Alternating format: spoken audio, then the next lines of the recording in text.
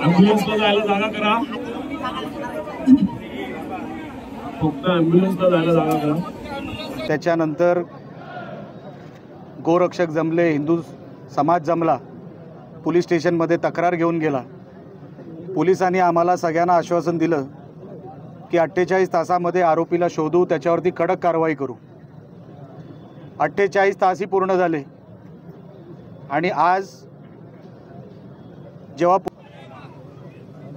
कारण का 2 दिवसामध्ये अशा अफवा आल्या, काही डिजिटल मीडियामध्ये पण अशा अफवा आल्या की मीडियामध्ये बातमी फिरत होती।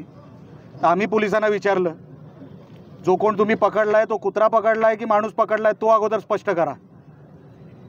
त्याचा वणवा लागणार, पोलिसांनी लक्षात ठेवावं, हे इकडे थांबणार नाही।